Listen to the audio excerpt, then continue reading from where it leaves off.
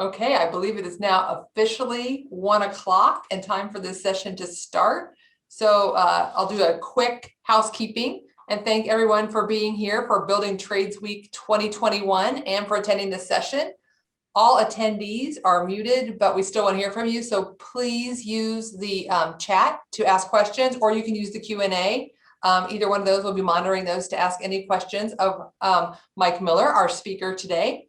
The session is scheduled for 30 minutes and we'll be sharing questions. So make sure you get those in as we go and we can get those asked. And until you start asking, I will ask. So drop those in. We also want to thank sponsors for this event for Building Trades Week 2021, MACAF, which is the Michiana Area Construction Industry Advancement Fund, which is why I say that's why they go by MACAF, because that's too many words. Big C Lumber and NECA, the National Electrical Contractors Association Northern Indiana chapter.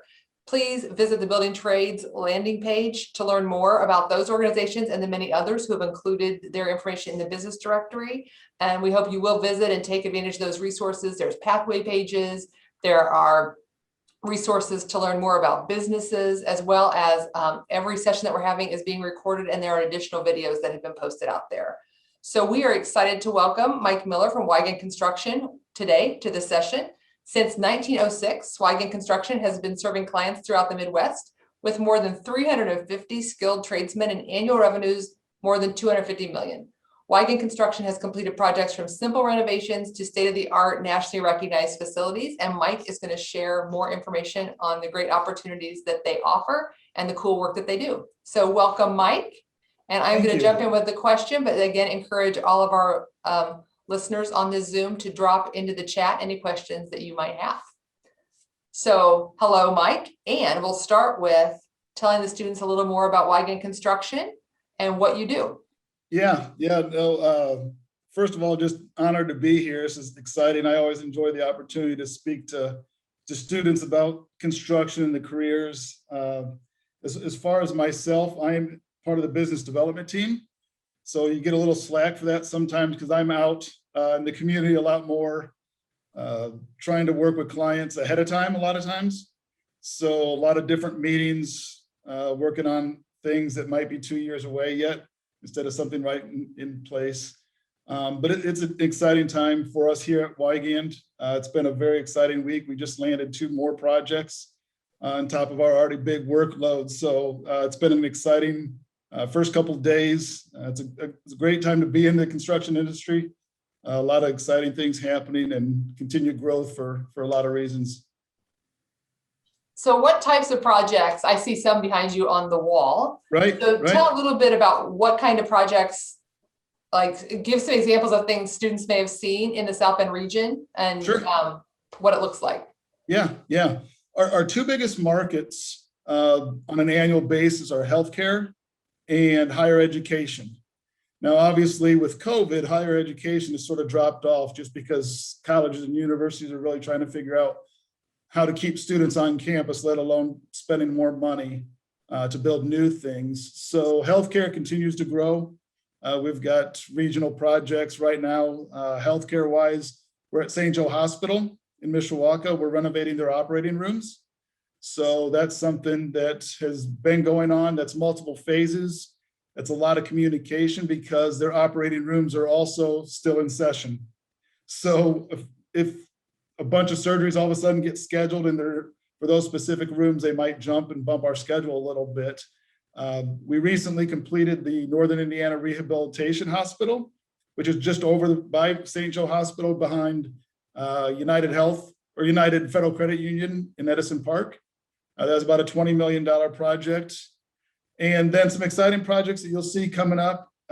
Next week, probably we'll start mobilizing for the new City Hall project in Mishawaka. That's about a $20 million project on the old Liberty Mutual Insurance campus, right there in the heart of Mishawaka.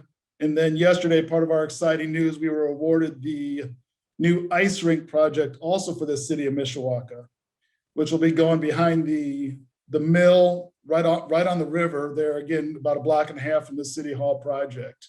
So those will be things that you'll be seeing over the next year to 14 months. And then the other big project we just recently finished was the Barnes and Thornburg building in downtown South Bend. So that was the first Class 5A high-end office building built in downtown South Bend in over 20 years. And it's lovely. My sister and my nieces came to town for the first time in a year since COVID Sure. this weekend, and we drove in past there, and they were like, "Oh my God, that's an amazing new building!" And I'm like, "I know, it just appeared over the last year. I didn't even know what happened." Right, right. Yes, it came out of the ground very quickly. So it is, and I will say, I worked at St. Joe Med Center when the hospital was built, and the fact that yes, ORs are being renovated, I find fascinating. And all I can remember is so many conversations about airflow, like in the ORs. Like I sat yes, through a lot of yes, conversations. yes. I learned a lot about airflow. Sure, sure. And with your time at the hospital, is my understanding that they took their old equipment from the hospital here in South Bend when they first built that one and used that. So that's why now there's upgrades and new technology. So that's why they're investing in the money now to make some of those changes. Oh yeah, everything has to happen at a pace, right? That's how it works. Yes. That's great. Sure. So with all these new jobs that are coming on board, let's talk a little bit about what kind of jobs that means. So if I'm a high school student right now, or if I'm an adult who's even looking to make a career shift, yep, what kind of opportunities does this offer through? Sure. Well, the nice thing with the construction industry, it's offering opportunities across the board, even for students or adults that say maybe it's not construction. I'll get to that in a second, but electrical work, mechanical work, trades, site work, with bulldozers and different pieces of equipment. There's so much opportunity right now because of what we're seeing in the construction industry as a whole. For Wigand and construction specifically, there's significant opportunities. We're part of the MACAF, the main sponsor here. So that group and that organization has really laid a great foundation for opportunities. For students coming right out of high school, the unions are offering a great opportunity to pay for college for these students while starting the trade, to get your hands on learning immediately. So you're in class a day or two, and then you're in the field, which is great. So apprentices in carpentry are a great place to start. Masons are a huge shortage, bricklayers. The state of Indiana right now is probably over 400 individuals short in terms of the workload that we're seeing. So what that does is that will impact schedules for owners. It also impacts maybe that you have to look at different types of construction instead of just the traditional block or masonry brick because of just the shortage that we're seeing. We do have those team members in-house at Wigand. We also have concrete and concrete finishers, besides just carpenters. So we sort of have 3 divisions within our company. And then for the adults, the same thing. And again, I'm just really speaking on the side of the industry in terms of the construction. If you're looking to get in the office, there's plenty of opportunity. Typically, you're looking at a 2 or 4 year degree at that point. But estimating, we can always use more estimators. If you want to get into the project management side, that's usually starts with the project engineer for 2, 3, 4 years, really based on your experience and the learning curve. But great growth opportunities. We could probably add 1 of each right now for sure here, at least in South Bend as well. Where do estimators come from? So if you decide you want to be an estimator, like I'm going to be an estimator, which I'm going to guess nobody on this call has ever said, you know what, when I grew up, I'm going to be an estimator. So right. How would if I'm 14 or even if I'm 22, sure. How would I get there? Yeah. There's not a construction guide at Purdue, at Ball State, at Indiana, wherever you might attend, Notre Dame, for estimating. We've seen people come in and try it and they don't like it, and they get into project management, but we've also seen project managers start there and come into estimating. Estimating takes a unique skill set. It's not something that's learned overnight. I spent probably 2.5 years earlier in my career in estimating, and I'm much happier now in my role. These are individuals that really, they're punching numbers. And again, that's why I said it takes a unique skill set, because some people really love it. They're not great around people. They'd rather be sitting back in the office and not have to deal with the face-to-face interaction as much. There's still some interaction with subcontractors and suppliers, but not nearly as much as some of the other jobs and what's required of them. Typically, an individual would still have a 4-year degree out of an estimating. And then there's different estimating training certificates that you can get over time, just industry driven. But a lot of estimating specifically is just starting to learn the system and graduating or having a summer internship and working with a colleague through that, because a lot of it's done over the computer.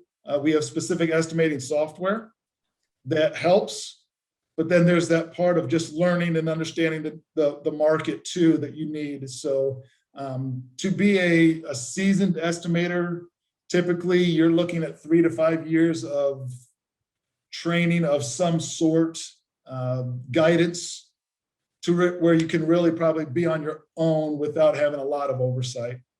So you mentioned, go ahead. I will just say with estimating, and the reason why I got out of it probably quicker was the idea. I mean, if you miss a number and, you know, like the city hall project's 20 million, if you miss something or you're not skilled at what you're doing, you could potentially cost your company 20,000, you could cost your company 50,000 to 100,000. So that's why I said it takes time and having guidance from people that are seasoned, because there's so many little nuances that are critical to that skill set. So you mentioned estimating as one of your jobs along the pathway. Yep. So tell us like how you got to the job you're in now. Like, I start with, what was your first job when you were as a youth? What was your first job, and how you got to where you are today? Yeah, no, that's great. I started out, this was back in high school. I graduated from Goshen High School. My uncle owned a custom residential home building.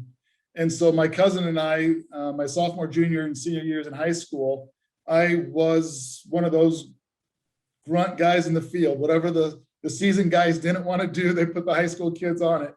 But it was a great learning experience. And based on that experience, there's a lot of things I can do around the house now that save me money. Probably doesn't save my body some of the aches and pains, but it does save the checkbook. So you give and take a little bit. I graduated from Bethel College here in Mishawaka with a business degree. And then when I got into the construction industry, I actually spent the first couple of years in the commercial side in the field. So put on the tool belt just like everybody else and gained some valuable experience. And it's helped me because now I can talk to an owner and share those experiences. And it's not just somebody that hasn't done it. So I can use my real life experiences to share some of that. From that, I did get into estimating, and again, spent a couple years at that pace. And then probably 12 years ago now, was asked to open up a satellite office. This was my previous job with another company, but was able to do that and on the business development side. And then have been tracking on that since. It's great because every day is different for me. So there's a lot of interface with clients, with community members, which I enjoy. There's some travel involved. We're in 3 different states right now: Ohio, Michigan, and Indiana. So like Monday, I spent probably 5 to 6 hours on the road for 2 meetings. But you know, the projects that those were specifically on were probably $50 million in potential total revenue. And we're probably in line for at least one of them. But I mean, there's a good chance for both. So that's part of my day of making sure that you're in front of the right people you need to be in front of. And so your geography of projects isn't just local right here in Michiana, but then how does that work? Do you send the people who work for Wigan here out to those sites, or do you subcontract? What does that look like? Sure. Good question. Depending, our corporate office is in Fort Wayne. So that provides us coverage throughout northern Indiana. Our guys are typically used to traveling upwards of an hour and a half, depending on the job site. And then Fort Wayne's 40 minutes to Ohio. So the western part of Ohio, we've seen success. We've got people that live there. Obviously, we don't dip into Columbus or Toledo. Those are bigger markets that not having a daily presence. And then the southern part of Michigan, sort of also before you get to the Lansing, Kalamazoo, Detroit area, is another vast area. And that can be reached either out of South Bend or Fort Wayne, typically within an hour to 90 minutes. So we sort of draw the radius at 2 hours for us. and then start looking at partnerships. One of the things as we continue to grow is to find like-minded other contractors that can partner with us to where we can still build a relationship with the client, but we might not have a certain skill set. We might not have the team at the time, but we can use their resources then to make sure that obviously you satisfy a client at the end in terms of what they're looking to accomplish. Nice. So I'm going to remind those that are listening in on this to, if you have any questions, to drop them into the chat, just so we can get those out before we end the session. It is a 30-minute session, so the time, ask your questions now. So on some of the earlier, this is our 4th session, and we've talked with some of the trades about starting in those specific trades as a helper. Yep. So how does that look at Wigan, and do you hire helpers, and is that a good entry point for high school students to consider? Is that the way they come into the apprenticeship programs? Absolutely. The twofold answer on that. It can be a way to get into the apprenticeship program, because part of the apprenticeship programs through the union, for us at least, so that would be outside of Wigan. We can refer them, we've got those relationships, but also some of the students, and we've got students last year, we've got some coming in this year, that they're not sure. Maybe I want to get into the field, or maybe I want to get into the office side of project management, estimating. And our best suggestion is there's no better way to learn than to actually do it. So there might be some students that want to spend a summer out in the field. And there's some insurance qualifications that we got to watch just because of age and safety and things like that. But they can still be on the site, usually partnered up with another tradesman at some level for safety, but also then just for job training. Just the more you can watch and learn and see is critical. The hands-on for construction is very helpful. And same thing in the office. One of the best ways to learn, and I was there at some, as I shared some of my experience as a high school, is that grunt work. I mean, there's always paperwork, there's always things that need to be done here in the office. And if you want to be an estimator, if you want to be a project manager, sometimes just to be around those individuals and being asked to, hey, can you make copies here? Not necessarily that making copies is always fun or picking up the phone and calling somebody, but it's a great learning experience of what that individual in that respective role does. We had a student last year, a junior in high school, that was an intern for us in the summer, and later on in the year ran across his dad in the community. And I told him, I'm like, listen, I understand he's probably not going to land here, but I would hire him in a heartbeat, because you can see the work ethic. And that's one of the great things that you can tell with students, if they have that desire, the idea of questions that they're asking to get the true sense of that job. So yeah, it was great. Yeah, that's something we always typically will look for. One to two, three, depending on what they're looking for. Obviously, sometimes it's easier to fill them in the field because there's more work. Getting 2 or 3 in the office might become a little burdensome just on the staff members to make sure you're giving coverage and the appropriate attention that they would need. Right. So we had a question on pay. So yeah, the starting pay for helpers and how that builds into, increased wages and benefits and all that type of thing. Sure. That would be a question that probably would have to go to the union specifically on the field side. What I can say, that it's a 4-year apprenticeship program. The nice thing what the unions are doing in terms of carpenters, masons, and then again, you can get into any trade, electrical. They're helping, they're paying 100% of that college. So, the students that, do I go to college? Do I not? I don't know if I really want to. This is a great opportunity to start earning a paycheck and getting college paid for, so you don't go through college 4 years and then you're like, now what do I do with this degree? So if you have that side, that's huge because you're making money. And then when your 4-year apprenticeship year is up, you're a licensed carpenter, you're a licensed whatever that trade is, instead of then potentially graduating and then figuring out what your next step is and the potential of debt, college debt from loans or whatever. It's a pretty good deal right now for those interested. On the office side, in terms of internships, helpers, we work something out, whether it's direct pay, whether it's help with a scholarship. There's numerous individuals, however that looks. We've worked in different capacities. What I'll say is, if there's interest from a student, take advantage of it. I know pay is important and money is important, but getting the experience, especially if that's something you want to jump into, is invaluable. So if your friend, colleague, somebody else at the same age is potentially making a little more or something like that, think twice or ask the question. So I think there's a lot more value in learning at that point. Which leads me into another question. So if I'm a high school student who's looking to get like a part-time job during school, so maybe not working in this sector, are there specific kind of jobs that you think are, if you saw that on a resume and somebody was applying, you'd be like, oh, they know how to do this? And like whether that's communication or teamwork, what kind of? Yeah, a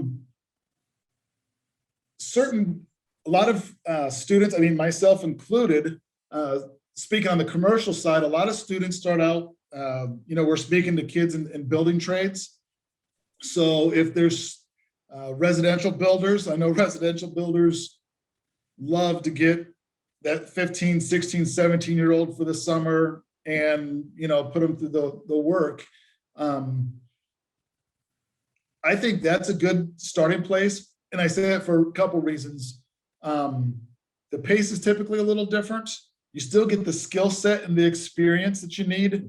And it's probably, again, as I go back a couple comments ago, it's probably easier for them to get into residential earlier for the simple fact of, again, some of the safety requirements and some of ours compared to a 1,500 square foot house is just different. The amount of OSHA items that we've got to go through, a 17-year-old on site, it takes a little more.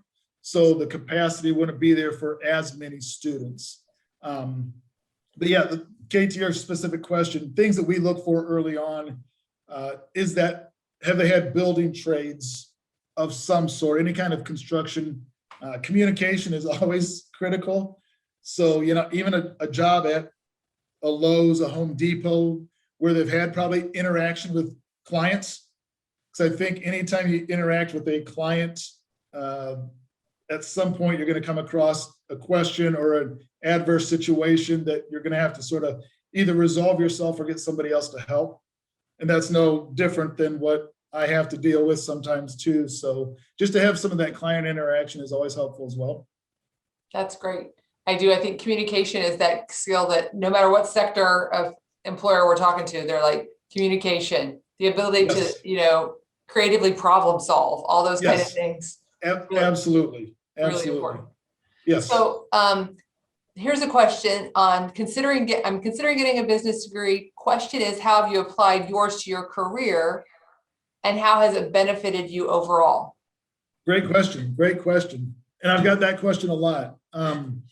The general business degree, and at Bethel, my degree is probably a little more basic than some of the business degrees from IU or Purdue because they get a little more concentrated. The business degree still gave me a solid foundation to what I'm doing today. Business law, some of the classes, business marketing. With my role in business development, I work hand in hand with our marketing and actually oversee quite a bit of it here in South Bend. So a lot of things that I could take there. Business foundations, just general introduction to business. And then the other courses that you take typically in any degree, you have certain other ones, the communications courses. You talked about it, I'll continue. The interaction with people in any degree, in any career you're gonna need. And in my role specifically, I interface daily with clients, community leaders, so that's very important. But again, I could go down the line. Our superintendents, the guys that are actually running jobs, they do more work and sell more work for us than I do or our CEO, because they interface with the owners daily. So talk about a communication skill. These guys have to understand it. They have to understand technology, because today our superintendents are fitted with a laptop, they're fitted with an iPad, and they've got to understand it, because that's, a good chunk of their communication. So a general business degree doesn't hurt any, or would discourage me from not hiring somebody. It'd be then just the conversation on where they'd want to get into, and then some of the training they might need to pick up over time. Yeah, I would even say, like, I think back on college classes that's to this day, many years later, sociology and psychology classes too. Absolutely. Just when you talk about like personalities and navigating people, which is absolutely that's probably the 90% challenge of work and yes. anywhere people. So right. I've often said to my kids, it'd be so much easier if not for, people. Yes. And I actually like people. So right. So absolutely. it is. And to go back on the business degree question, so you did that first, but I always talk about I don't know if you know Mike Compton. He was with the IBEW yes. for a long time. Yep. So Mike's story is he went through an apprenticeship program, became an electrician. Right. So then he had his associate's degree. He went on and got his bachelor's in business, and then he got his MBA from Notre Dame. Right. So right. We have a certain order in our mind that education should go. Mm-hmm. And it's not the same for everybody. Everybody yes. has their own interstate, I say, not pathway, because pathway right. implies straight. And I think just knowing what your next best step is for you, and knowing it's never the last one unless you want it to be, is right. a really key thing. Is there anybody that works at Wigan that you've seen really develop in different directions in the time that you've been there? Yeah, absolutely. Yeah. We've seen students come in with a 4-year degree.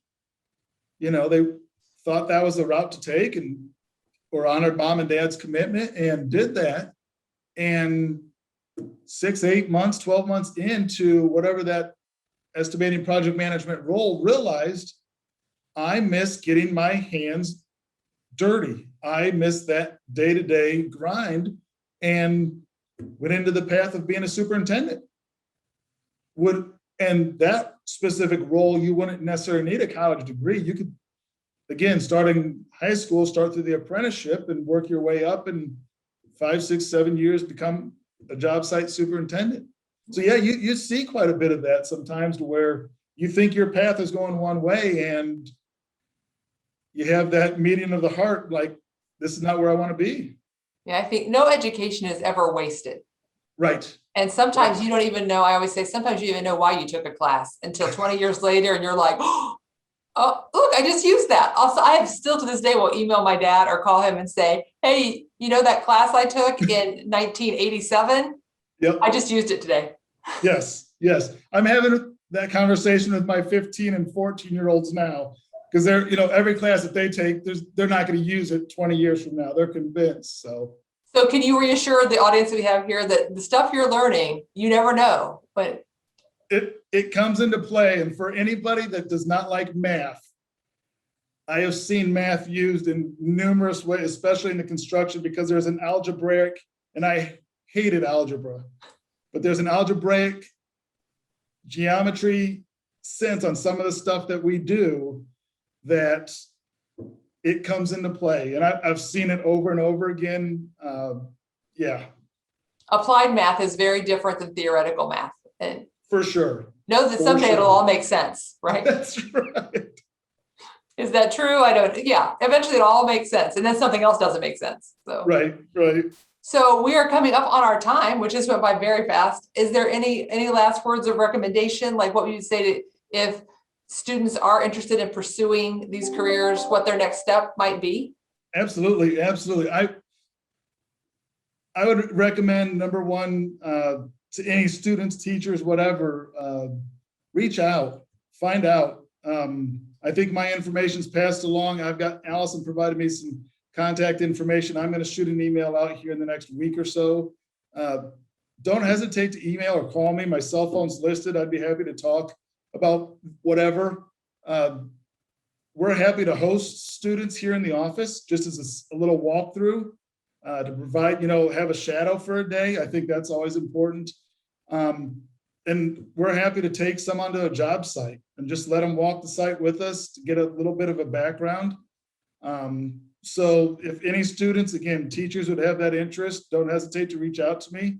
If the student wants to bring mom, dad, grandpa, or grandma, because they're not sure, we've seen that. It's an exciting time in the construction industry. We're blessed, and we're growing like crazy. So it's great. It's a great career, financially, that you can, support your family on for sure. So. And I keep saying, every time you hear the word infrastructure funding in the news, that means construction trades jobs. So exactly. Make that connection in your mind. Yes. Yes. So big thanks to Mike for being here today, and to the attending students and educators, thank you for being here. Again, encourage everybody to visit the Building Trades Day landing page. Allison has dropped those links into the chat. Everything's being recorded, so you can go back and you can share this with the adults in your life if you'd like to. Educators can use it with other students. We'll love to see people visiting that landing page and using these resources. So thanks again. If there's any follow-up needed, you all know how to find us, and we look forward to completing Building Trades Week. And thanks again to Mike and all who attended. Have a good afternoon. Thank you. Thanks.